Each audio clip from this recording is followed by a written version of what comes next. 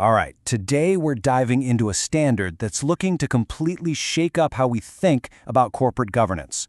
It's all about throwing out the simple checklist and starting to measure what actually matters. Let's get into it.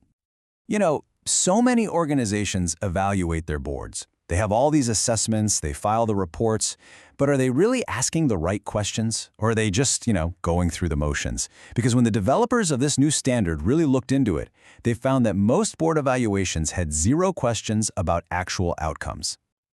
Okay, so let's dig into the core problem here.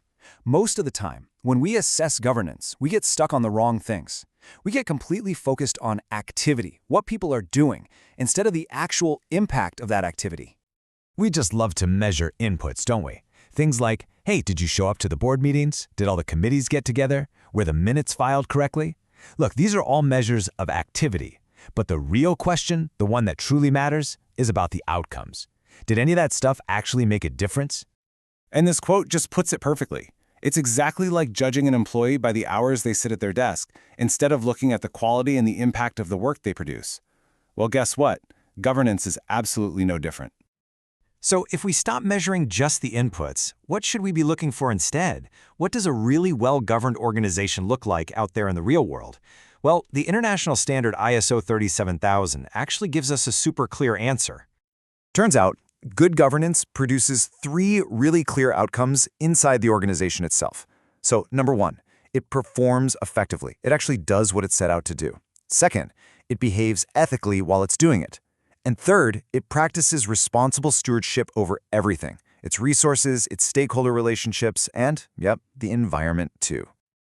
Now, to really hammer this point home, the standards developers used this brilliant little mental model they called the mafia test. I mean, think about it. A mafia organization might be incredibly effective at achieving its goals, but you're not going to call it ethical, right? This just perfectly illustrates why you have to have both performance and ethical behavior. One without the other is not good governance. Simple as that. Okay, so we know the outcomes we're aiming for, great. But the big question is, how do we actually measure our progress toward them? Well, this is where ISO 37004 comes in. It gives us a whole new framework with three key aspects of what it calls governance maturity. So to really get a handle on governance, the standard gives us three different lenses to look through. These are the core aspects of governance maturity: behavior, effectiveness, and efficiency. Let's break down what each of these really means. First up is behavior. And this is not just about, being polite in the boardroom. It's about the board's journey as a learning organization. As you can see, it's a ladder. Maturity grows from just adopting principles to actually understanding them, applying them, analyzing them, and then, at the top, constantly improving the ability to govern. The second aspect is effectiveness, and this is where we really go after that whole tick box mentality. It forces us to ask a really critical question about our actions, which this quote just captures perfectly. Is that mindful or is that mindless? See, a mature organization can explain why a practice is right for them. Anything less is just mindless box ticking. And this leads to such a crucial point. Compliance is just the floor. It's the bare minimum social norm. Great governance, on the other hand, rises way above that. It's the mindful, purposeful application of intellectual capital to do your absolute best. And finally, we've got efficiency.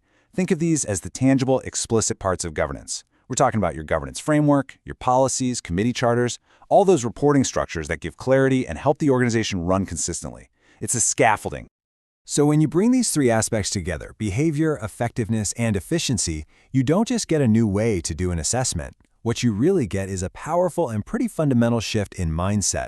At the end of the day, it all leads to this one massive shift. It's the shift from mindless compliance, which is just asking, are we following the rules, to mindful governance, which asks a much, much more powerful question. Are our actions creating real, positive value and actually making a difference? This framework really challenges all of us, board members, executives, stakeholders, you name it, to look deeper than just the checklist. It's a call to action to stop measuring mere activity and start measuring actual impact.